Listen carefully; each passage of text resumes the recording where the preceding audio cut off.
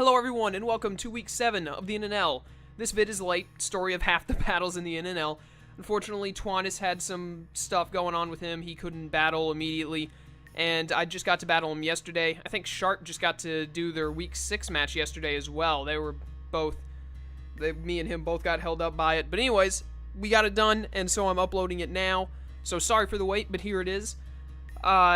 Today I brought, let's go through the team really fast. I brought Darm with max attack, 252 speed with speed nature, flare blitz, U-turn, earthquake superpower. I brought the belly drum Azu again because it could really put in work against most of his team, especially if we brought the rain. And even if I can't get the belly drum off, it's still a good mon.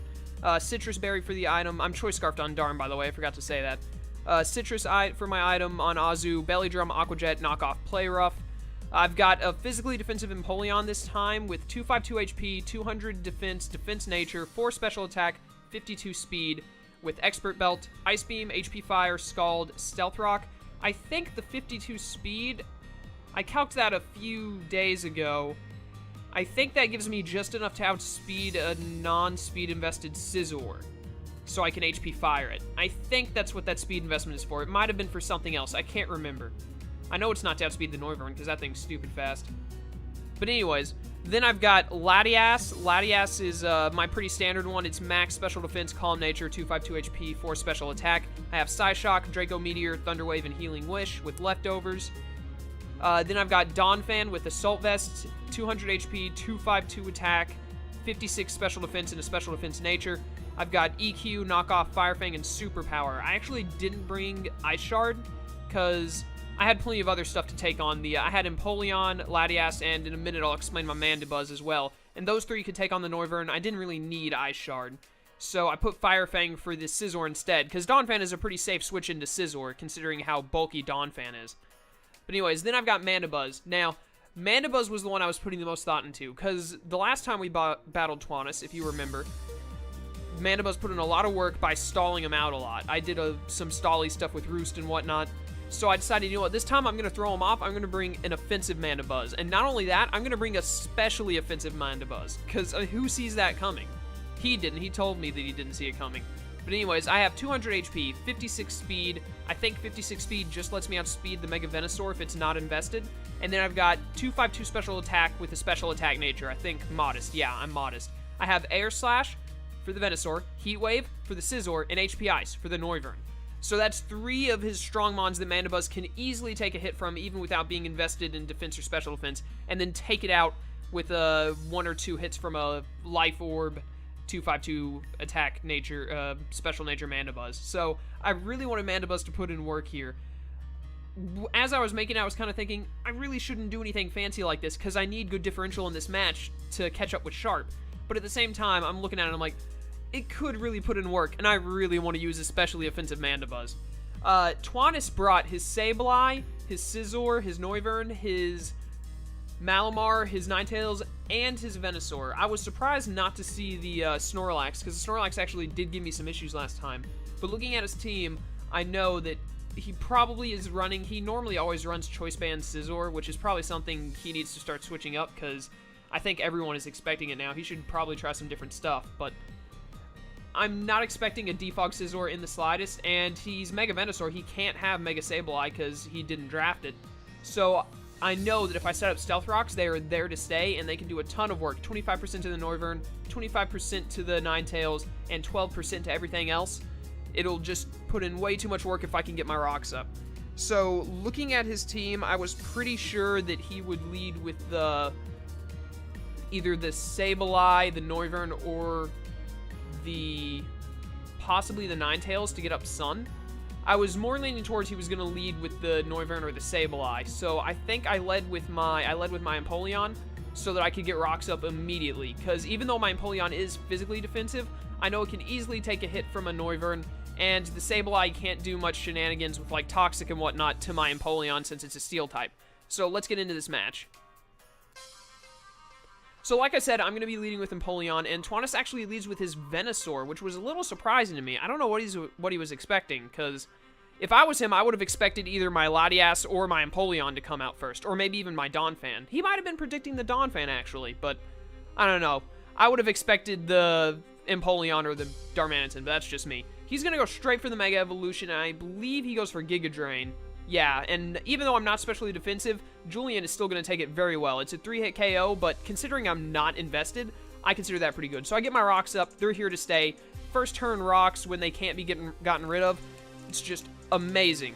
Perfect for a match like this. I'm going to switch out and go into my specially offensive Mandibuzz because I know I can easily take a Giga Drain. I really didn't expect him to predict and go for Sludge Bomb.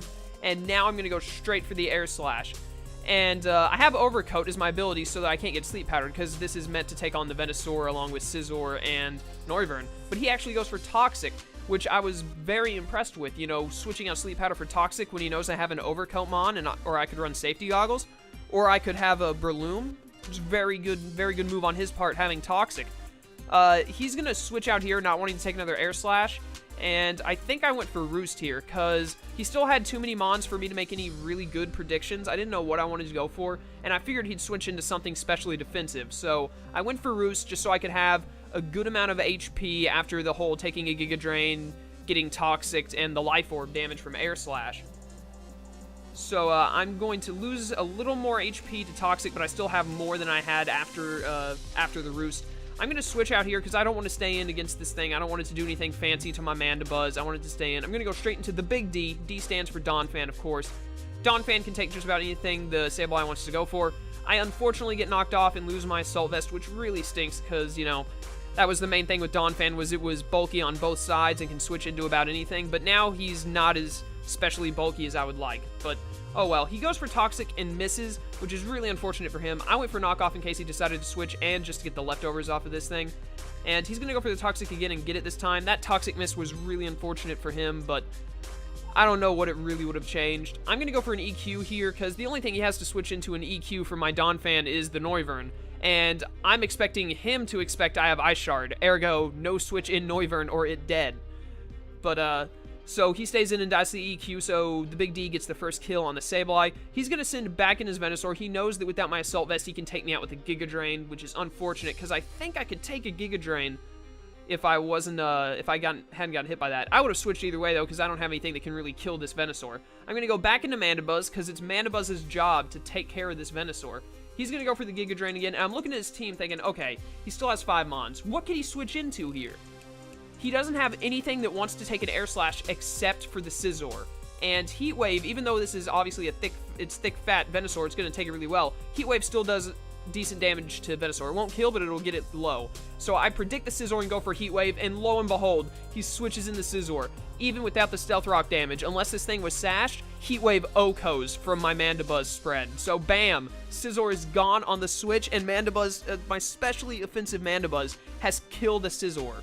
So I don't have to worry about that thing anymore. It's out. Immediately, my Mandibuzz, aka Swellow, has put in so much work just from landing that Heat Wave prediction. He's going to send in his Malamar. I think in one of our past battles, I knocked off his Malamar, or maybe it was in another NNL match that I watched, and saw it was Assault Vest. So I'm expecting Assault Vest since he sent it in on my specially offensive Mandibuzz. So I'm going to switch into Hank, the Azumarill. Hank can take pretty much anything from this thing.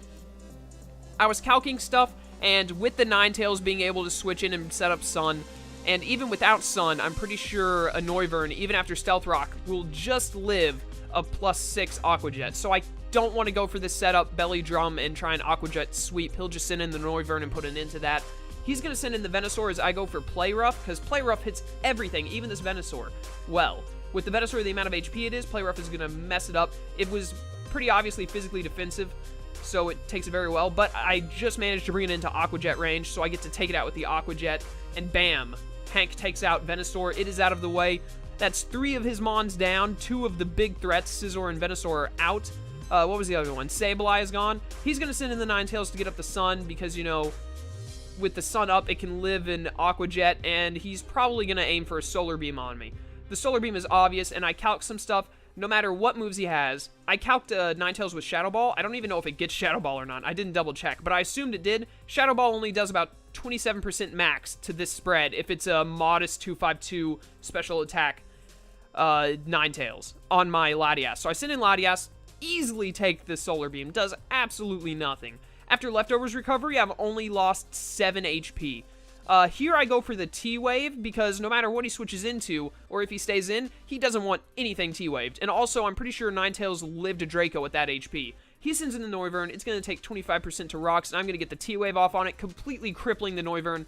And, I think even without Stealth Rocks, Draco Okos, or maybe it was a 92% or something, I can't remember the exact calc. Point is it was Stealth Rock, and now with it being paralyzed, I can outspeed Draco, kill the Noivern. He stays in. There was no reason to switch out the Noivern. It would come back into 25% more damage. He would have had to send something in to take a Draco to the face, which even his Malamar didn't want to take a Draco to the face. And with it being paralyzed, it's just not going to do anything for him at this point.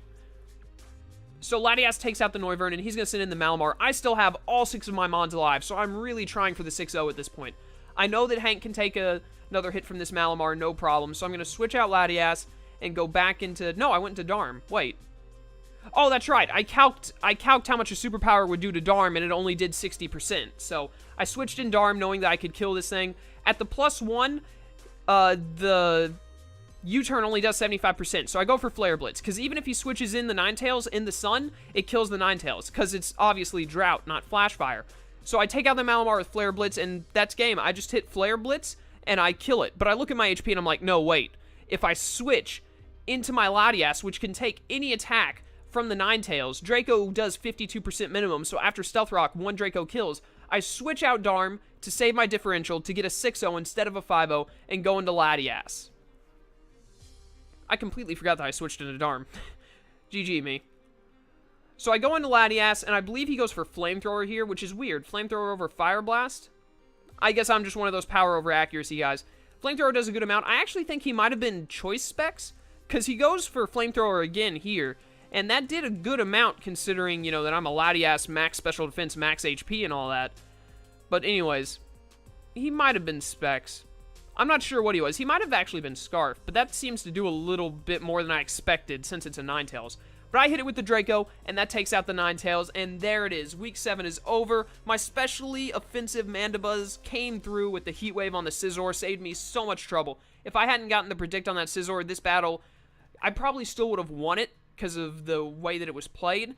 But if I hadn't gotten the Predict on that Scizor, I probably wouldn't have got the 6-0. I would have gotten like a 4 or 5-0, but I managed to get the 6-0. I think actually Sharp got a 6-0 on Twannis in their first match in the NNL. So I'm glad to have been able to pull this off. It's going to really help my differential and get me closer to Sharp.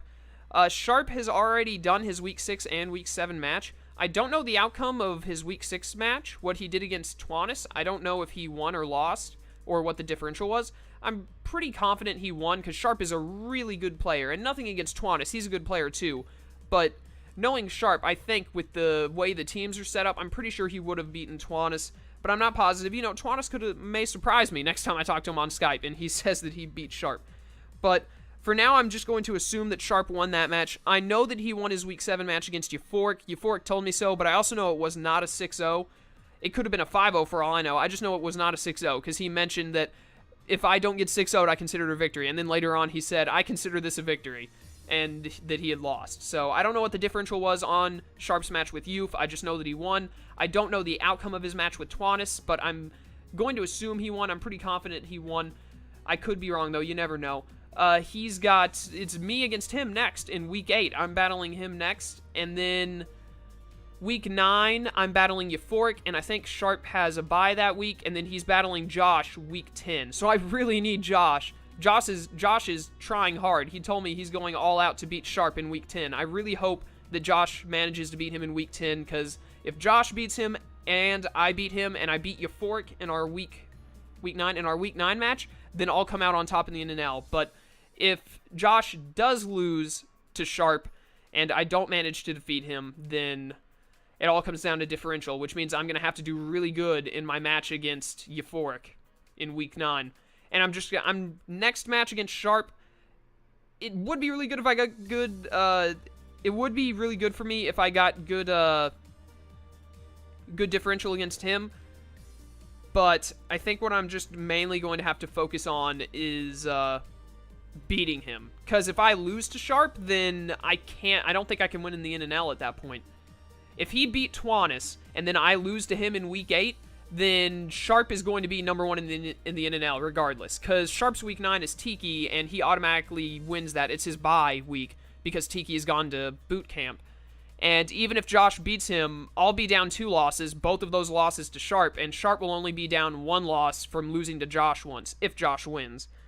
So for me to have any chance of winning the NNL, I have to beat Sharp next week. I think at this point, after the 6-0 against Twannis, even if I lose to Sharp and Euphoric, I'm pretty sure I still end up 2nd place. I don't think I can lose 2nd place. So no matter what, we got 2nd out of 6. That's pretty good. But, to get 1st, I have to beat Sharp next week, so I am going to do some major team building to try and overcome him. I already have a couple of ideas. I'm obviously not going to mention them here because he's going to watch this video probably. But anyways, now that that's done, I'm going to close out. Thank you guys for watching. I hope you enjoyed. GG to Twannis. His link is going to be in the description. Go check him out. He's a really cool dude. And I will see you guys in the next NNL match, which will be one of the most pivotal matches in the entire league. My 2nd battle against Sharp, which I have to win to have a shot at 1st place. Just to have a shot at 1st place. Oh, that makes me feel so nervous, but I'm going to try. So thank you guys for watching, and I'll see you then. Farewell.